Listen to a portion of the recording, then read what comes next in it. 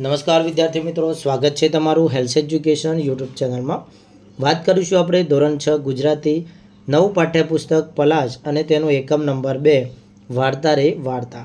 આ વિડીયોની અંદર આપણે પ્રકરણ નંબર 2 વાર્તા રે વાર્તા પાઠની સંપૂર્ણ સમજ કેળવીશું। એ પહેલાં જો તમે મારી યુટ્યુબ ચેનલને હજુ સુધી સબસ્ક્રાઈબ ન કરી હોય તો નીચે બેલ આઇકોન બટનને ઓલ પ્રેસ કરી ચેનલને સબસ્ક્રાઈબ કરી લેવી, એટલે તમને દરેક એકમની સંપૂર્ણ સમજૂતી અને સ્વાધ્યાય વિષયના વિડીયોની માહિતી મળતી રહે। તો ચાલો વિદ્યાર્થી મિત્રો, વિડીયોની આપણે શરૂઆત કરીશું। મિત્રો, અહીં આપણે વાત કરીશું પાઠ નંબર 2 વાર્તા રે વાર્તા। વિદ્યાર્થી મિત્રો, અહીંયા પાઠનું નામ છે વાર્તા રે વાર્તા અને અહીંયા તમે જોઈ શકો છો કે સંકલિત અહીંયા પાઠનો લેખકની જગ્યાએ નામ લખેલું છે। તો સંકલિતનો મતલબ થાય છે કે જુદા જુદા ટોપિક જે મુદ્દાઓ છે તેને એકત્રિત કરી જાતે વિચારી અને તેને સંકલિત કરીને એક વાર્તા બનાવવામાં આવેલી છે। આપણે ઘણી વખત એક્ઝામ આપતા હોઈએ છીએ તો ત્યાં લખેલું હોય છે કે નીચેની વાર્તા અધૂરી છે, એને તમારે પોતાની સમજ શક્તિ મુજબ પૂરી કરવાની રહેશે, તમારા વિચાર શક્તિ મુજબ। તો અહીંયા વિદ્યાર્થી મિત્રો એવી જ રીતના આ પાઠ છે અહીંયા આપણો આપવામાં આવેલો છે। અહીંયા આપણે થોડુંક જોઈ લઈએ તો વાર્તા બનાવવાનો એક પ્રયોગ હેઠળ તૈયાર થયેલા વાર્તામાં એક હાથી પોતાના ઉન્માદમાં આંબાની ડાળી પરના કાગડીના ઈંડા ફોડી નાખે છે। એ પછી કાગડી પક્ષીઓના રાજા ગરુડ આગળ ફરિયાદ નોંધાવે છે। પક્ષી સેના હાથી પર આક્રમણ કરી તેની શાન ઠેકાણે લાવે છે। અંતે હાથીને તેની ધર્મની બહેન કબૂતરી જણાવે છે કે સાચા દિલથી પસ્તાવો કરનારને માફી મળે છે। તો અહીંયા વિદ્યાર્થી મિત્રો વાર્તાનું થોડું હાર્દ આપેલું છે। તો આ પાઠનો મુખ્ય હેતુ એ છે કે આજના જે બાળકો છે પોતાની જાતે વાર્તા છે સારી રીતે તૈયાર કરે, આગળ વાર્તા કઈ રીતના બને એ રીતના વિચાર થાય તે તેનો મુખ્ય હેતુ છે। પાઠમાં વિદ્યાર્થી મિત્રો હાથી અને તેને કરેલા કાગડીના નુકસાનની અને તેને થયેલી સજાની વાત કરવામાં આવેલી છે અને સાથે સાથે હાથીએ જેને ધર્મની બહેન માની છે કબૂતરી, એને કઈ રીતના પસ્તાવો થાય છે અને તેની માફી મગાવડાવે છે એ સંપૂર્ણ વાત અહીંયા વિદ્યાર્થીઓ દ્વારા કરવામાં આવેલી છે। તો વિદ્યાર્થી મિત્રો ચાલો આપણે પાઠની શરૂઆત કરીએ। બાળકો બોલી ઉઠ્યા, વાર્તા રે વાર્તા। કરુણાશંકર ગુરુજીએ કહ્યું, તો ચાલો આજે આપણે એક નવી વાર્તા કરીએ। હું વાર્તા શરૂ કરીશ અને પછી વચ્ચેથી છોડી દઈશ, જ્યાંથી છોડી દઈશ ત્યાંથી તમારે એ આગળ ચલાવવાની। તો એ વિદ્યાર્થી મિત્રો એક ગુરુજી છે તેમના જેવા વર્ગમાં જાય છે ત્યાં બાળકો બોલી ઉઠે છે વાર્તા રે વાર્તા। એટલે કે જ્યારે કોઈ પણ શિક્ષક વર્ગમાં જાય એટલે બાળકોને વાર્તા સાંભળવાનું મન થાય છે ત્યારે બાળકો કહે છે કે સાહેબ આજે તમે કોઈક વાર્તા કહો। તો શિક્ષક પણ તેમના વિચારશીલ છે, એમના મગજમાં એવું થાય છે કે આજે હું એવું કરું જેથી બાળકો છે એ સામેથી વાર્તા બનાવવા તૈયાર થઈ જાય। તો આ ઉદ્દેશને અનુલક્ષીને તેઓ પોતાના બાળકોને કહે છે કે ચલો આજે આપણે એક નવી જ વાર્તા બનાવીએ। હું તમને એક વાર્તા કહી દઈશ અને પછી વચ્ચે એને છોડી દઈશ, પછી એ વાર્તાને તમારે તમારી જાતે આગળ વિચારી અને વાળા પરથી બાળકોએ બોલવાનું છે। ગુરુજીએ વાર્તા માંડી। એક હતો હાથી, મસ્ત અને જબરજસ્ત, ગાઢ જંગલમાં એ રહેતો। ઉનાળાનો બપોર હતો, હાથી તાપથી શિયાવિયા થઈ ગયો। આંખો બંધ કરી એને છાયાની ઠંડક માને। ઘડી બે ઘડી પછી એને ટાઢક વળી, આંખ ઉગાડીને એને જોયું તો આંબા ઉપર લૂંબે ને ઝૂંબે કેરીઓ લચી રહી છે। અહીંયા વિદ્યાર્થી મિત્રો જે શિક્ષક છે તેમને વાર્તાને સ્ટોપ કરી દીધું, ત્યાં મૂકી દીધું। આપણે એનો સાર જોઈએ તો ગુરુજીએ વાર્તા માંડી એટલે કે ગુરુજીએ વાર્તા ચાલુ કરી। એક હતો હાથી મસ્ત અને જબરજસ્ત, ગાઢ જંગલમાં રહેતો। તો એમણે કીધું કે એક સરસ મજાનો જાડો પાડો હાથી હતો અને એક સરસ મજાના ગાઢ એટલે ઘનઘોર જંગલમાં રહેતો। ઉનાળાનો બપોર હતો એટલે હાથી તાપથી શિયાવિયા થઈ ગયો હતો। અહીંયા વિદ્યાર્થી મિત્રો શિયાવિયા એક શબ્દ છે, એનો અર્થ આપણે સમજીએ। શિયાવિયા એટલે બાવળો થઈ ગયો હતો, તાપમાં પરસેવે રેપઝેપ થઈ ગયો હતો। આંખો બંધ કરી તેને છાયાની ઠંડક માણી। અહીંયા વિદ્યાર્થી મિત્રો ઘનઘોર જંગલ હતું અને ઝાડનો છાંયો હતો એટલે એને ત્યાં છાયામાં નીચે જઈ અને છાંયડાની ઠંડક માણી। ઘડી બે ઘડી એટલે થોડીક વાર થઈ એટલે તેના શરીરે જે તાપ હતો એ ઠંડો થઈ ગયો। આંખ ઉગાડી અને જોયું તો આ તો આંબાનું ઝાડ હતું અને આંબાના ઝાડ ઉપર લૂંબે ને ઝૂંબે, લૂંબે ઝૂંબે એટલે ઘણી બધી કેરીઓ લચી। હવે વિદ્યાર્થી મિત્રો લચી એટલે લટકી રહી છે। હવે વિદ્યાર્થી મિત્રો અહીંયા શિક્ષક છે વાર્તાને પૂર્ણ કરી દે છે। હવે બાળકોએ ત્યાંથી વાર્તા બની છે। તો એમના વર્ગમાં એક બાળક છે હર્ષદ, તો હર્ષદે વાત ઉપાડી લીધી, એટલે કે તેને વાર્તા બનાવવાનું ચાલુ કરી દીધું. હર્ષદે વાત ઉપાડી લીધી. હાથીએ હળવેક રહીને સૂંઢ ઊંચકી, ડાળીએથી કેરીઓ તોડતો જાય અને મોંમાં મૂકતો જાય. અને કેરી પણ કેવી રસદાર અને કસદાર, ખટ મધુરી અને મોંમાંથી પાણી છૂટે તેવી. હાથીની તરસ છીપી અને કાંઠે ટાઢક વળી. હાથી ખુશખુશાલ થઈ ગયો. માથું હલાવતો, કાયા ડોલાવતો, સૂંઢ ઉછળતો ગેલમાં આવી ગયો. સડાક કરતી સૂંઢ ઉચકી એને એક ડાળીને પકડમાં લીધી અને કર્ર કરતી ડાળી તૂટી પડી. તો અહીંયા જે બીજો વિદ્યાર્થી છે એને વાર્તાને સ્ટોપ કરી દીધી. હવે આનો આપણે સ્વાર જોઈ લઈએ આ ફકરાનો. તો હવે હર્ષદે વાર્તા ચાલુ કરી જ્યાં શિક્ષકે પૂર્ણ કરી હતી ત્યાંથી.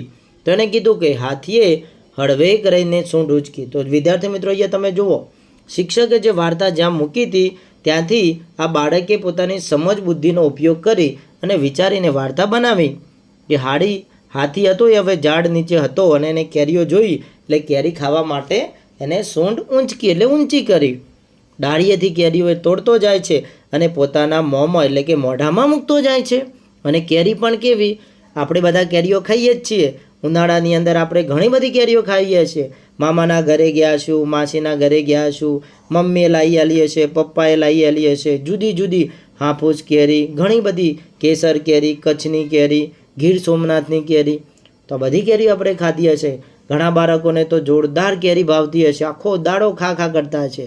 તો હાથીને પણ આ કેરીઓ કેવી લાગી? રસદાર એટલે એકદમ મીઠી અને કસદાર, ખટ મધુરી એટલે કે ખાટી મીઠી જોઈ અને મોંમાંથી પાણી છૂટી જાય.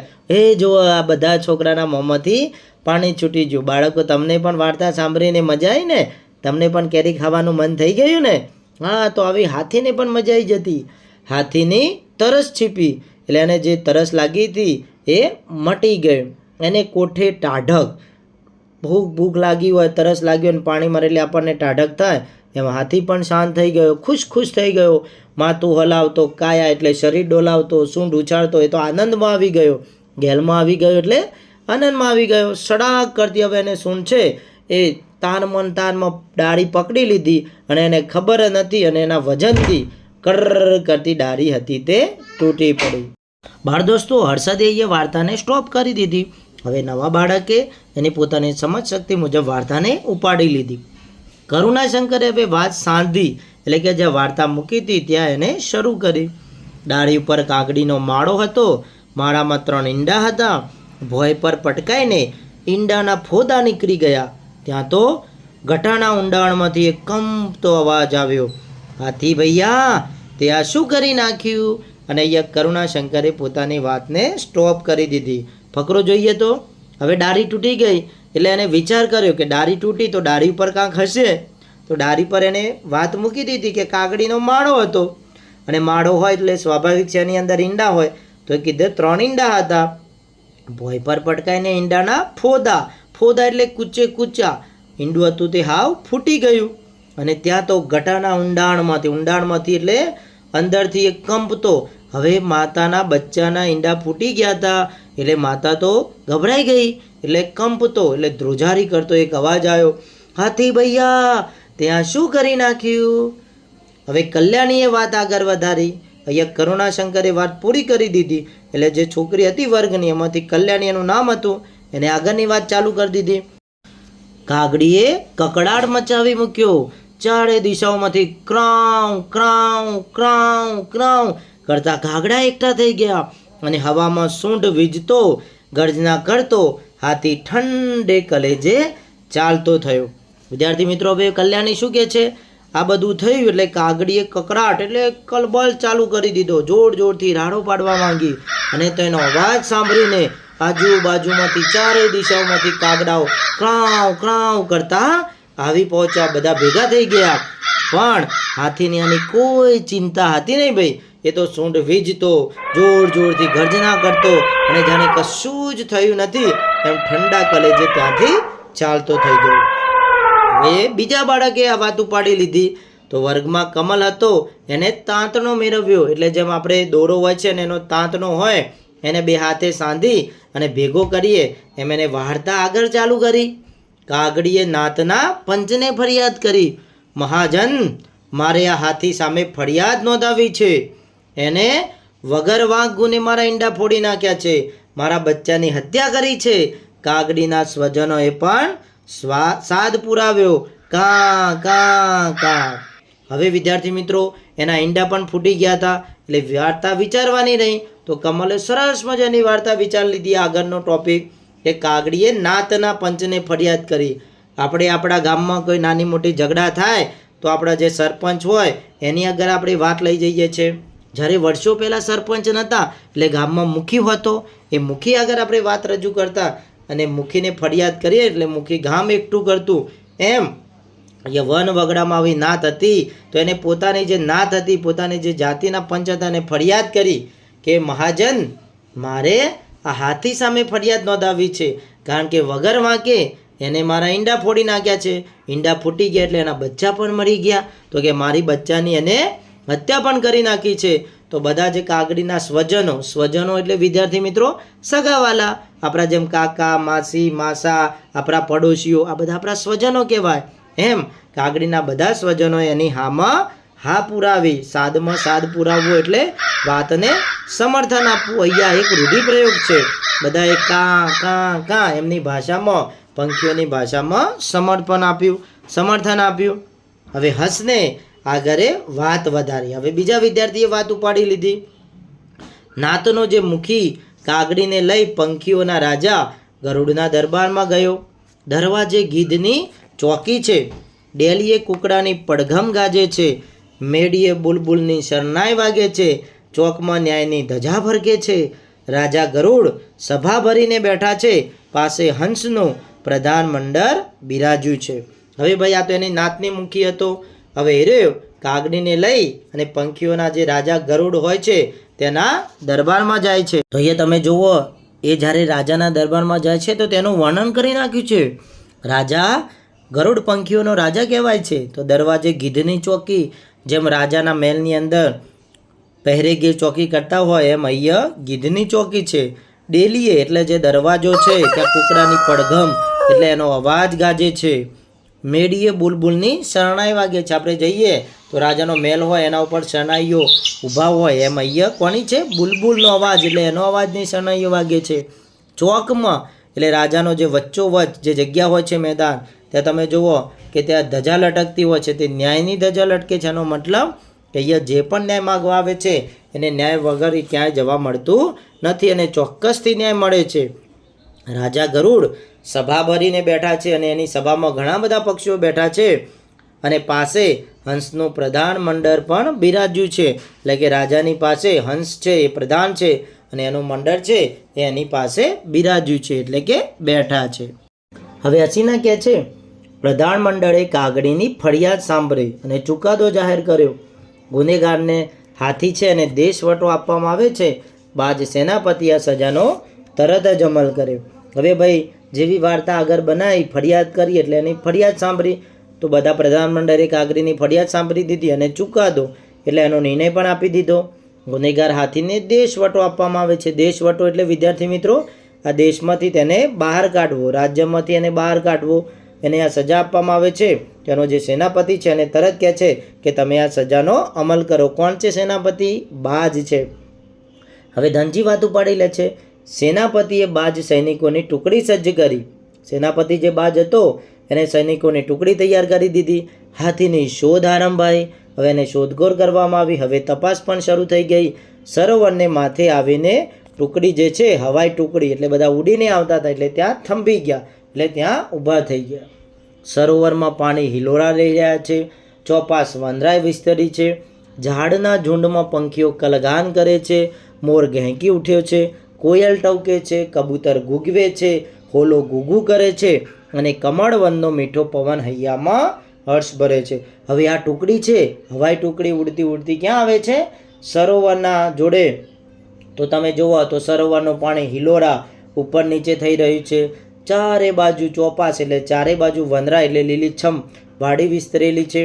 ઝાડના ઝુંડમાં જે ઝાડ છે એના ઉપર બધા પંખીઓ કલગાન એટલે અવાજ કરે છે.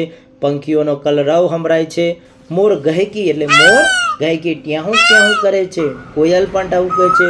કબૂતર છે ઘૂ ઘૂ કરે છે, હોલો પણ ઘૂ ઘૂ કરે છે અને સરસ મજાનો કમળવનનો જે મીઠો પવન છે એ હૈયામાં હર્ષ એટલે કે આનંદ ભરે છે. હવે કપિલ કહે છે સરોવરના છાતીપુર પાણીમાં હાથી ઊભો છે. હવે હાથીને ગોતવા આવ્યા છે એટલે હાથીને આપણે ગોતવા માટેની અહીંયા સ્ટોરી ઊભી કરી છે. સૂંઢમાંથી પાણીના ફુવારા ઉડાડી એ સ્નાન કરે છે. ઘડીકમાં કમરવનમાં ઘમસાણ મચાવે છે. ઘડીકમાં સૂંઢ ઊંચી કરી ઘેરા નાદે આનંદનો ચિત્કાર કરે છે. કાગડી બોલી ઉઠે છે મારા ઈંડાનો નાશ કરનાર આ જ દુષ્ટ હાથી. બીજા સાક્ષીઓ પણ સૂર પુરાવે છે કાં કાં કાં. હવે કપિલ આગળ વાત ચાલુ કરે છે તો જ્યાં સરોવર આવ્યા છે એ સરોવરમાં જ હાથી ઊભો છે. સૂંઢમાં પાણી ભરીને આમ તેમ ઉડાડે છે ને સ્નાન કરે છે. ઘણીક વારમાં સ્નાન કરી અને જે આજુબાજુનું ઘાસ છે એમાં ઘમસાણ મચાવે છે, જે કમળ કાકડીના બધું છે ત્યાં. ઘડીકમાં સૂંઢ ઊંચી કરી અવાજ કરે છે અને આ જોઈ કાગડી બોલી ઉઠે છે કે મારા જે ઈંડા મારા બચ્ચાનો જે નાશ કર્યો છે દુષ્ટ આ પાપી આ જ હાથી છે. અને સાથે સાથે એના સ્વજનો પણ એને સૂર એટલે કે એના વાતમાં સમર્થન આપે છે કાં કાં કરીને. હવે મકન કહે છે અને બાજ સરદાર હવામાંથી તીર વેગે હાથી પર ધસે છે. એની પીઠ ઉપર તેની ચાંચનો જોરદાર ઘા મારે છે. હાથીના રંગમાં ભંગ પડે છે. એ છડી ઉઠે છે. ત્યાં તો બાજ ટુકડી એના ઉપર ચારે બાજુથી હલ્લો કરે છે. ધામ પછાડા કરતો હાથી પાણીમાંથી બહાર નીકળે છે. ઊંચી સૂંઢે અને ઊંભી પૂંછડીએ નાચવા માંડે છે. બાજ સેના એનો પીછો પકડે છે. તો વિદ્યાર્થી મિત્રો, ગરુડ રાજાએ બાજને આદેશ આપ્યો હતો કે એને દેશ નિકાલ કરવો છે. તો એની પણ ફરજ બને છે કે રાજાનો એ આદર કરે અને એનો જે નિર્ણય છે અને તરત અમલમાં મૂકે. આ અનુસંધાને જે બાજ હોય છે એ હવામાંથી તીર વેગે એટલે જેમ બાણમાંથી તીર છૂટે એકદમ જોરથી એમ હાથી ઉપર એ ધસી પડે છે અને એની પીઠ ઉપર એની જે તીની ચાંચ છે એનો જોરદાર ઘા મારે છે. હાથી ભાઈ મજા કરતો હોય છે તેના રંગમાં ભંગ પડે છે. આપણે નાચતા હોય અને અચાનક ફટાક કરતો ફટાકડો ફૂટે તો આપણે નાચવાની બધા મજા બગડી જાય. એમ હાથીના રંગમાં ભંગ પડે છે. એ છરી ઉઠે છે, ગુસ્સે થઈ જાય છે. ત્યાં તો બાજ ટુકડી એના ઉપર ચારે બાજુથી હલ્લો કરે છે.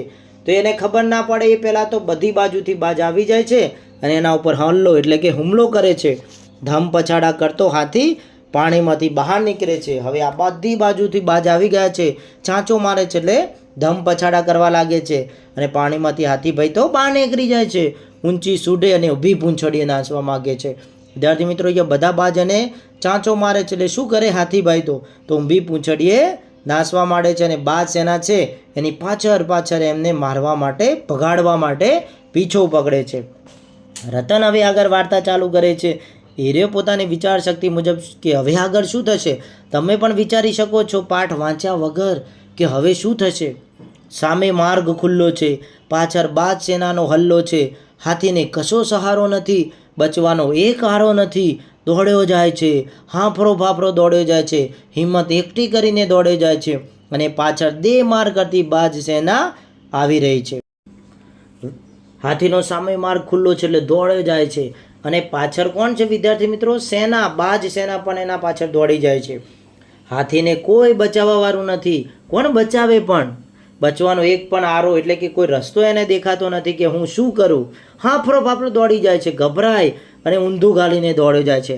આપણી પાછળ કૂતરું પડ્યું હોય તો આપણે મુઠ્ઠી વાળીને ચમ નાચી જઈએ છીએ. એમ હાથીભાઈ હવે એને કોઈ આડો નથી, ગભરાઈ ગયો છે. એટલા બધા બાજ છે કે એને એમ લાગે છે કે જો હું અહીંયા ઊભો રહીશ તો આ બધા મને ચાંચો મારીને લોહી લુહાણ કરી નાખશે. આમ એ આગળ દોડે જાય છે અને પાછળ બાજ સેના પણ એને મારવા માટે ભગાડવા માટે દોડી રહી છે. લાલજી કહે છે લીલુડા વનની હદ પૂરી થાય છે. સામે ડુંગરની આડી દિવાલ ખડી છે. ડુંગરની પેલી બાજુ વિરાન. ડુંગરની સાંકડી ઘાટીમાંથી હાથી બહાર નીકળી જાય છે અને આમ હાથી હદ પાર થઈ જાય છે. તો વિદ્યાર્થી મિત્રો, અહીંયા બાજનું એક જ કામ હતું કે એને આ જંગલમાંથી ભગાડી દેવો. તો દોડાવે છે તો આખું વન પૂરું થઈ જાય છે લીલુંછમ. હવે આગળ શું આવે છે? જેવું વન પૂરું થાય છે એવી ડુંગરની દિવાલ આવી જાય છે. ડુંગરની પેલી બાજુ એકદમ વિરાન, આજુબાજુ કોઈ ઝાડ નથી, એકદમ રણ છે. ડુંગરની સાંકડી ઘાટીમાંથી જે સાંકડી એટલે જે નાનકડી ઘાટી છે, ઘાટી એટલે વિદ્યાર્થી મિત્રો ઊંચાઈવાળો રસ્તો, ત્યાંમાંથી હાથી બહાર નીકળી જાય છે અને જે રાજાએ કામ સોંપ્યું હતું એ પ્રમાણે હાથી છે એ જંગલમાંથી હદ પાર એટલે કે જે જંગલની હદ છે, રેખા છે, જ્યાં જંગલ પૂરું થાય છે ત્યાંથી જતો રહે છે. હવે કરુણાશંકર આગળની વાત ચાલુ કરે છે. હાથી ભૈયા તને આ શું સૂઝ્યું? રોજ સવાર સાંજ પેલા આંબાની ઘેરી ઘટામાંથી દર્દ ભર્યો અવાજ આવતો હતો. એ અવાજ કોનો હતો? તો દોડી કબૂતરીનો હતો. હાથીની એ ધર્મની બહેન હતી. ભૈયાએ કરેલા અપરાધથી એ ગમગીન હતી. એની હદ પારીથી એ બેચેન બની હતી. એ હર ઘડી મૂંગું કલ્પાંત કરતી હતી. દિવસો પર દિવસો વીતતા હતા. શું કરવું શું ન કરવું એને કશું જ સૂઝતું ન હતું. અહીં અર્થ જોઈએ વિદ્યાર્થી મિત્રો, તો હાથી ભૈયા તને આ શું સૂઝ્યું? આવું કોણ વિચારે છે? તો એ પેલા આંબાની ઘેરી ગટામાં રહેલી ધોળી કબૂતરી, એનો અવાજ હતો, એ વિચારે છે. હવે આ ધોળી કબૂતરી એ હાથીના ધર્મની બહેન હતી. હવે તમને એમ થતું હશે કે આ ધર્મની બહેન એટલે શું? આપણી બહેન હોય, સગી બહેન હોય, કાકાની બહેન હોય, આ ધર્મની બહેન એટલે શું? તો વિદ્યાર્થી મિત્રો, આપણા દેશની અંદર અને બીજા દેશની અંદર આપણે જોઈએ કે હિન્દુ, મુસ્લિમ, શીખ, ઈસાઈ આવા જુદા જુદા ધર્મો છે. તો જ્યારે એક ધર્મનો વ્યક્તિ બીજા ધર્મની કોઈ પણ સ્ત્રીને પોતાની બહેન બનાવે ત્યારે એને ધર્મની બહેન કહે છે. તો આવી જ હાથી તમે જુઓ કે હાથીની જાત એટલે કે હાથીઓનું એક અલગ ઝુંડ કહેવાય અને કબૂતરી પણ એક એનું અલગ ઝુંડ કહેવાય. તો એ બંનેનું ઝુંડ અલગ કહેવાય. પેલું પ્રાણી કહેવાય ને પેલું પક્ષી કહેવાય. તો થઈને જેમ એક હિન્દુ ધર્મની વ્યક્તિ જ્યારે બીજા ધર્મના વ્યક્તિની છોકરીને બહેન બનાવે છે તો બંનેનો ધર્મ અલગ છે, પણ બંને વચ્ચે જે સંબંધ કહેવાય તે ભાઈ બહેનનો છે. એમ અહીંયા બંનેની જાતિ અલગ છે. હાથી પ્રાણી છે અને કબૂતરી કોણ છે? પક્ષી છે. છતાં પણ હાથી એની સાર સંભાળ રાખતો એટલે એને પોતાની બેન માની હતી. તો એની ધર્મની બેન હતી. ભલે એનો ભાઈ બીજી જ્ઞાતિનો હતો, બીજા ધર્મનો હતો, પણ એને પોતાની બેન ભાઈ માન્યો હતો. એટલે એને શું થાય છે વિદ્યાર્થી મિત્રો? એને જે હાથી અપરાધ કર્યો એનાથી ઉદાસ થઈ જાય છે કે મારા ભાઈએ આવું કર્યું, અને એમાં હાથીને જંગલમાંથી કાઢી મૂક્યો એટલે તો વધારે ઉદાસ થઈ જાય છે. આપણા ઘરમાંથી કોઈ પપ્પા બહાર જતા રહીએ તો આપણે આખો દિવસ વિચાર કરીએ કે પપ્પા ક્યારે આવશે, પપ્પા ક્યારે આવશે. તો આ બેનને પણ એવું થતું હતું કે મારો ભાઈ આ તે શું કર્યું, તું હવે ક્યારે અહીંયા આવીશ? તો એ હર ઘડી મૂંગું એટલે કે મનમાં કલ્પાંત એટલે કે રડ્યા કરતી. દિવસો ઉપર દિવસ વીતતા હતા અને એને એમ થતું કે હું મારા ભાઈ માટે હું શું કરું, શું ના કરું, જેથી એ અહીંયા આવે અને મારી સાથે પાછો રહે. આવું એ વિચાર કરતી હતી. ભાઈ નરીમાન આગળ બોલ્યો. એકાએક એને વિચાર આવ્યો. સવારનું પહેલું કિરણ ફૂટતા જે ઉડી નીકળી, વન વટાવ્યું, ડુંગર દી વાલ ઓળંગી પોતાના હાથી ભૈયાની શોધમાં એ નીકળી પડી. હવે આ વિચાર કરતી હતી તો નરીમાને આગળ વિચાર્યું કે એકાએક કોને વિચાર આવ્યો? કબૂતરીને. જેવું સૂરજનું પહેલું કિરણ ફૂટ્યું તરત જે ઉડી નીકળી, વન વટાવ્યું, ડુંગર દિવાલ ઓળંગી અને પોતાના હાથી ભૈયાની શોધમાં એ નીકળી પડી. ખુરશીદ આગળ કહે છે, આકાશમાં ભાગ્યે જ કોઈ ભૂલ્યું ભટક્યું પક્ષી નજર પડે છે. ધરતી પર ભાગ્યે જ કોઈ પ્રાણી આંખે ચડે છે. નાના ઝાડવાથી ધરતીના છેડા સુધીનો આખો ભટ્ટ છવાયો છે. એકાદ આછું પાતળું ઝરણું વહી રહ્યું છે. આખો વેરાન પટમાં એ એકલી જ આંખી ઠાળતી લીલી પટ્ટી છે. એ પટ્ટીના ઝાડવાના આછા અધૂરા છાંયડામાં હાથી શરીર સંકોચીને પડેલો છે. પોતે કરેલા પાપનો એને પસ્તાવો થાય છે. એ અર્થ આપણે જોઈએ તો આકાશમાંથી ભાગ્યે જ, કારણ કે હાથી ક્યાં રહેતો હતો? વેરાન રણમાં. ત્યાં કોઈ પક્ષીઓ ના જોવા મળે, કોઈ લીલુંછમ ઝાડ જોવા ના મળે, કોઈ પ્રાણીઓ પણ તમને આંખે ચડે નહીં એટલે આંખે જોવા ના મળે, કોઈ મોટા ઝાડવા નહીં, છેક નાના ઝાડવા. અને આ એક જ પટ્ટો એવો છે જ્યાં જીના ઝાડવાથી લીલોછમ છે. એકાદ આછું પાતળું અહીંયા ઝરણું છે. અહીંયા જેમ રણમાં નાની એક ઝરણું વહી રહ્યું છે, કોઈ નદી જેવું છે જ નહીં. આખા એ પટમાં એકલી આંખ. આ જ વસ્તુ એવી છે કે જે લીલી પટ્ટી છે ને આપણા આંખને ગમે એવી, અને એ પટ્ટીના ઝાડવાના આછા અધૂરા એટલે થોડા છાંયડામાં હાથી પોતાનું શરીર સંકોચી અને બેસીને અહીંયા બેસી રહ્યો છે અને પોતે જે પાપ કરેલું છે એનો પસ્તાવો થાય છે. પસ્તાવો થવો વિદ્યાર્થી મિત્રો એટલે એને ઘણો બધો દુઃખ થાય છે કે મેં આ શું કરી નાખ્યું, મારાથી આ શું થઈ ગયું, એને એવો પસ્તાવો થાય છે. પણ હવે શું થાય? આગળ ફાલ્ગુન કહે છે, એને કોઈકની પાંખોનો ફડફડાટનો ભાસ થાય છે. એ ઘેરમાંથી જાગે પહેલાં જ એક મીઠો ધીમો અવાજ એના કાને અથડાય છે. હાથી ભૈયા એ આંખ ઉગાડીને જુએ છે તો સામે કબૂતરી આવીને એની સૂંઢ ઉપર બેસી ગઈ છે. આશ્ચર્યથી અને આનંદથી તે બોલી ઉઠે છે, કોણ? મારી કપૂરી બહેન. અને એની આંખમાંથી બોર બોર જેવડા આંસુ સરી પડે છે. હાથીભાઈ તો સાંકળીને ઊંઘા છે ભાઈ. કોઈની પાંખનો એનો સડસડાટ ફડફડાટનો અનુભવ થાય છે, એવો એનો ભાસ થાય છે. ભાસ થવો એટલે આપણે જ્યારે અંધારામાં ચાલતા હોય અને આજુબાજુ કોઈ ના હોય તો આપણને બીક લાગે કે સાલું મારી પાછળ કોઈક આવી રહ્યું છે. તો આવો એને ભાસ થાય છે. એ ઘેરમાંથી જાગે એ પહેલાં જ એને એક ધીમો અવાજ સંભળાય છે એના કાનમાં. હાથી ભૈયા અને આંખ ઊંઘાડીને એને જોવે છે તો એ જોવે છે કે સામે એની સૂંઢ ઉપર એની ધર્મની બહેન બેઠી છે. હવે હાથી તો વનમાં કોઈ હતું નહીં અને અચાનક એને કબૂતરી જોવા મળી જાય છે એટલે ખુશ થઈ જાય છે અને આનંદથી બોલી ઉઠે છે, કોણ? મારી કપૂરી બહેન. આપણને પણ જ્યારે આપણી બહેન અચાનક આપણા ઘરે આવી બેસે, દુઃખમાં આપણો સાથ આપવા આવી બેસે ત્યારે આપણને આનંદ થાય, ઓહો કે મારા સગાવાલામાં મારી બહેન મારી મદદ કરવા આવી, મારો ભાઈ મારી મદદ કરવા આવ્યો. તેમ હાથી પણ ખુશ થઈ જાય છે અને એની આંખમાંથી મોટા મોટા બોર જેવડા આંસુ વહી પડે છે, સરી પડે છે, એટલે કે આંસુ પડવા લાગે છે. હવે વિશાખા આગળ વાત લઈ લે છે. કબૂતરી કહે છે, ભૈયા આનંદના આવેગમાં તું ભાન ભૂલ્યો, ન કરવાનું કરી બેઠો. તારે મન તો હસવું હતું પણ પેલી બિચારી કાગડીના ઈંડાનો તો ગાણ નીકળી ગયો. હવે એની બેન એને સમજાવે છે, આપણે પણ ઘણી વખત શું કરીએ છીએ, ખુશ હોય એટલે ખુશમાં આપણે ભૂલી જઈએ છીએ કે સામેવાળાનું શું થશે.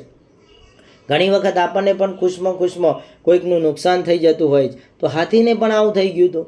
તો એની બેન એને સમજાવે છે કે તું આવેગમાં આવી ગયો તો, આનંદમાં, આવેગમાં એટલે તાનમાં આવી ગયો હતો, તને ખબર જ નથી કે તું શું કરી રહ્યો છે.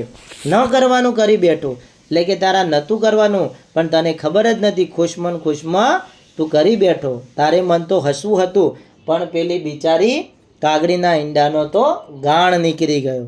તે તો ભાઈ તને તો ખબર જ નથી પણ કાગડીના જે ઈંડા હતો એનો ગાણ એટલે કે એના તો બચ્ચા પણ મરી ગયા. હવે રણમણ આગળની વાર્તા ચાલુ કરી દે છે. હાથી કહે છે, બહેન જોડના તોરમાં હું વિવેક ભૂલ્યો, હસવામાંથી ખસવું થઈ ગયું. આજે એનો મને ખૂબ પસ્તાવો થાય છે. હે બહેન, કાગડી મને માફી આપશે? હવે હાથીને ભાઈ પસ્તાવો થાય છે. એની બહેનને કહે છે કે જોડના તોરમાં એટલે કે જોશમાં હું જે ન કરવાનું હતું એ કરી ગયો. વિવેક ભૂલવો એટલે જે આપણે ન કરવાનું હોય એ કરીએ એને વિવેક ભૂલ્યો કહેવાય. માની લો કે આપણે વર્ગમાં આવીએ છીએ અને આપણે આપણા શિક્ષક ઊભા હોય અને આપણે ખુરશી ઉપર બેસી ગયા હોય તો એ વિવેક ભૂલ્યો કહેવાય. કારણ કે આપણા શિક્ષક છે, આપણે એનો આદર કરવો જોઈએ. એ ઊભા હોય તો આપણે ખુરશી પર બેસાય નહીં પણ આપણે શું કરીએ, હોશમાં ના કરવાનું કરી બેસીએ. એમ હાથી પણ કરી બેઠો તો હસવામાંથી ખસવું થઈ ગયું એટલે કે હસતા ના કરવાનું થઈ ગયું. અને આજે એનો મને ખૂબ પસ્તાવો થાય છે, દુઃખ થાય છે. હે બહેન, કાગડી મને માફી આપશે? આવું હાથી હવે પોતાની બહેનને કહે છે. રાગીની આગળની વાત લઈ લીધી. કબૂતરી કહે છે, તારા પાપનો તને પસ્તાવો થયો છે, એ પસ્તાવામાં તારું અભિમાન ઓગળી ગયું છે. તું કાગડીને માફી માંગવા તૈયાર થયો છે. મારા મનમાં એક વિચાર આવે છે, હું પક્ષીઓના રાજા ગરુડ પાસે જાઉં અને તારે માટે દયાની યાચના કરું. સાચા દિલનો પસ્તાવો કરનારને માફી મળે જ છે. ભાઈ એની બેન હતી એના માટે એને ચિંતા હતી એટલે એને કીધું કે તારો પાપનો તને પસ્તાવો થયો છે, તે જે ખરાબ કામ કર્યું છે એનું તને આજે દુઃખ થાય છે અને એ પસ્તાવામાં તારું જે અભિમાન, તારો જે ગર્વ છે, તારો જે મદ છે એ ઓગળી ગયું છે. એટલે તને પહેલાં એવું હતું કે મને કોઈ કશું ના કરી શકે પણ આજે તને એની અભિમાન ઓગળી ગયું છે. તને એવું છે કે મારાથી આ ખોટું થઈ ગયું છે તો તું કાગડીની માફી માંગવા તૈયાર થયો છે. તો કે મારા મનમાં એક વિચાર છે. કાગડી એવું કહે છે કે હું રાજા, જે પક્ષીઓનો રાજા છે, એની પાસે જાઉં અને તારી વાત કરું કે ભાઈ હાથી છે અને પસ્તાવો થયો છે, એ માફી માંગવા તૈયાર થયો છે અને જે સાચા દિલથી માફી માગે છે એની તો ગમે તે માગ પણ કરી દે છે. ધીરજ હવે આગળની વાત કહે છે અને કબૂતરી ઉડીને સીધા રાજા ગરુડ પાસે પહોંચી. ગરુડે કબૂતરીને વાત સાંભળી અને એને હાથીને હદપારની જે સજા હતી તે માફ કરી દીધી. તો વિદ્યાર્થી મિત્રો, અહીંયા ઉડી અને સીધી કબૂતરી ક્યાં જાય છે? ગરુડ પાસે. અને એને આ બધી વાત કરે છે તો હાથીની જે હદપારીની સજા છે એ આ રાજા છે તે માફ કરી દે છે.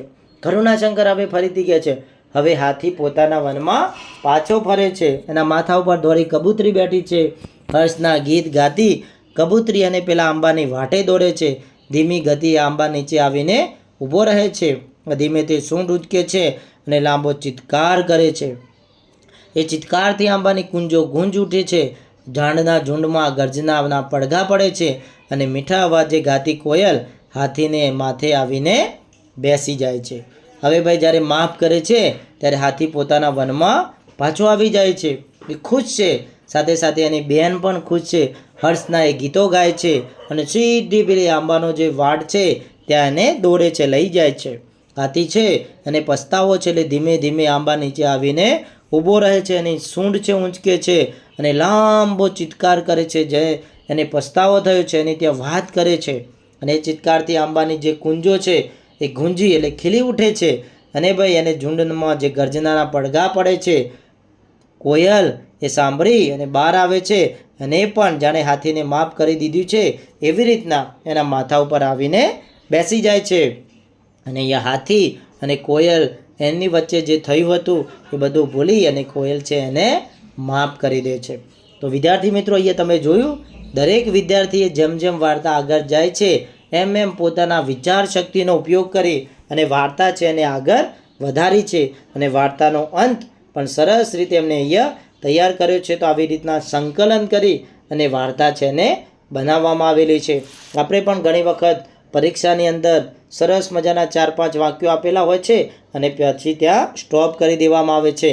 તો આપણે પણ એ આપણા જે વિચાર શક્તિ છે, આપણો જે મગજ છે એને કસવાનું છે અને આ જેમ વાર્તા બનાવી છે એવી રીતના આપણે વાર્તા બનાવી શકીએ છીએ.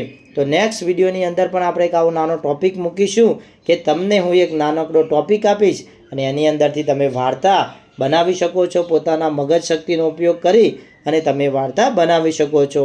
તો વિદ્યાર્થી મિત્રો, આજના પાઠની અંદર આપણે સરસ મજાની આ જે વાર્તા છે એની સમજૂતી મેળવી નેક્સ્ટ વિડીયોની અંદર આપણે આખા પાઠના શબ્દાર્થો અને તેનો જે સ્વાધ્યાય છે એને વાત કરીશું. જો તમને વિડીયો પસંદ આવ્યો હોય, વાર્તાની સરસ રીતે તમને સમજણ પડી હોય અને વિડીયો તમને ઉપયોગી થયો હોય તો તમારા બીજા વિદ્યાર્થી મિત્રો સાથે આ વિડીયોને વધુમાં વધુ શેર કરજો. અને અમારી ચેનલને નવા હો તો ચેનલને બેલ આઇકોન ઉપર ઓલ બટન ઉપર સબસ્ક્રાઈબ કરી લો એટલે તમને દરેક વિષયના આવા પાઠની સમજૂતીના વિડીયો મળતા રહે.